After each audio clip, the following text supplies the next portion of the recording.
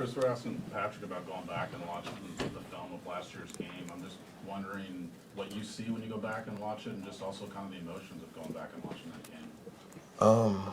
I haven't went back and watched it yet. I done watched a few games of theirs this year. They got a completely different offensive line, so I haven't went and visited last year yet. So it's just specifically because of the change in personnel that you focus on? Yeah, because of the change in offensive linemen. Everyone is new. I've been trying to get a beat on how they said, how that group is blocking together, so I haven't had time to go back to last year. I remember talking to you in the offseason at one of these things, and you had mentioned that, the game against the Bengals in the playoffs, and you felt you almost had a couple of sacks that didn't come through that way. Is it still something that is on your mind, or is that just kind of off-season stuff?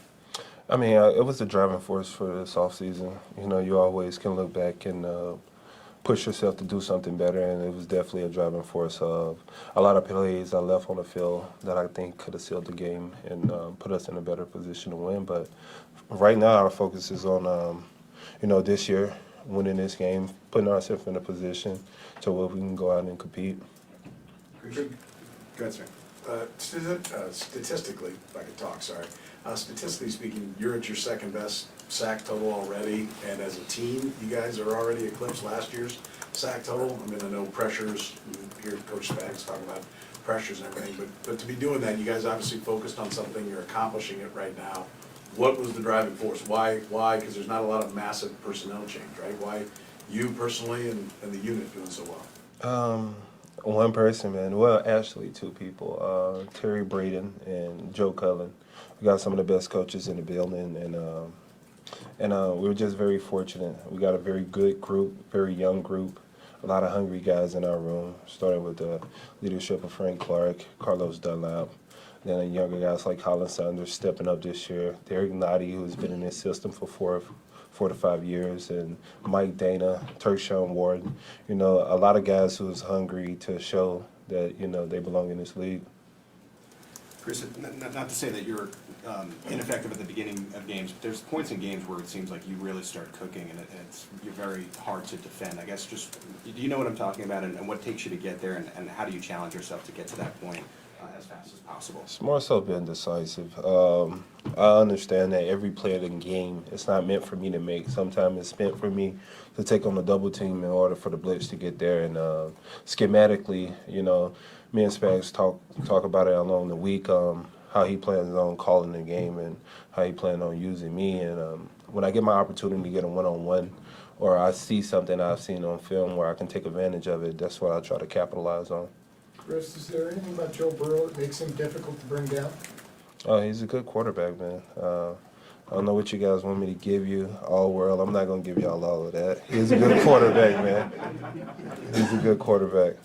Couple more. Chris, Andy mentioned a couple weeks ago that the difference in you early in your career and now is just how much you've concentrated in the off-season on your body and the shape you're in and stuff. I'm wondering what motivates you to do that and how you've seen the difference play out on the field. A six-pack. I've been trying to get this six-pack for 3 years, okay? Right now I'm getting older, so the older you get, it's harder to get. No, honestly, I think it's a huge part of nutrition. We got a heck of a strength staff and nutritionist staff here. Barry Rubes, me and him, we gained a huge personal relationship this offseason, and my goal was to make sure I come back in the best shape I've been in a while. And we focus on that throughout the year. It's a building process.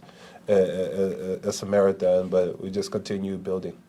We see you at Joe's. Are the Joe's fries part of the nutrition? Is that part of it?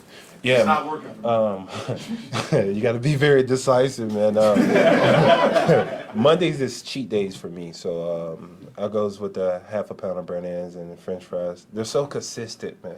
That's the thing, consistency with Joe's. Their fries always taste the same. They're always fresh and hot, and the burnt ends, they're like candy. So that's my only time I get to eat beef, so, I take advantage of it. You mentioned Carlos' name. This is homecoming for him. Have you talked to him this week about what this one means to him personally? Surprisingly, I actually mentioned that today. Me and him talking, I asked him, Carlos, this is your homecoming. He was like, yeah, this is my first time going back since leaving.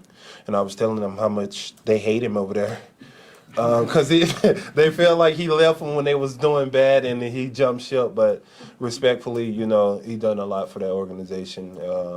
He's probably one of the best DNs to play in that organization. We're very fortunate to have him in this room, the type of player, the caliber player he is, and we're glad he's on our side this time. So, Chris, you know, there's a lot of guys who've got kids in there, and Patrick just introduced us one, and I remember you saying you like dealing with kids but not babies, but how many times have you been approached to be like Uncle Chris, if you will? oh man, it's so crazy because my when my kids hear somebody call me Uncle Chris, they'll start calling me Uncle Chris. So it's crazy, but yeah, I done been approached a couple times to be Uncle Chris and take the picture with the kid on the shoulder. It's all out of love, though. Chris, we saw a lot, last year was kind of a thing made about you playing defensive end, and you guys kind of got away from that. This year, no one's really talked about it, but you've had some success out there and done that a little bit more.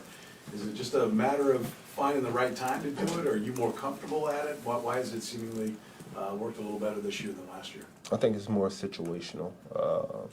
When it's clearly passing downs, I don't think you want to leave me in the read option against Lamar. I don't think that's the best outfit to have, but more so situational downs where I can just rush the passer and be free out there on the end. So, Chris, specific to one of your newest teammates, running back Melvin Gordon, you've had an opportunity to play against him over the years. What makes him stand out, and what special skills stand out to you about him? he's a hard runner. You know, I had the pleasure of playing him my first 3 to 4 years. And then I think there was I don't want to get it wrong, San Diego Chargers then before they moved to LA. So yeah, him and Phillip Rivers was together a long time. And he's well respected and high regards in this organization. So we're very fortunate to have him. I think he'll be a great asset to our running back room, and it'll be fun to watch him play. Last one, Pete. How proud have you been of Colin Saunders and his breakout of sorts, and what have you seen behind the scenes that sort of led to that for him? We talked about it along the lines of training camp. We used to have our lone talks walking up and down the hill, and you know that was the focal point of his maturity. He's grown a lot in a lot of areas, and it's starting to show in the field. You turn his film on now. I mean, he's a complete different player than what he used to be, and that goes more so with opportunities also. He's having more opportunities to play, to broadcast his talent. He was hurt the past few years. Being healthy and being accessible for this team in order to be out there to show your talent is a huge thing. So to have him here playing and healthy has been great for our D-line room, you know, his contribution. Thanks, everyone. Thank you, guys.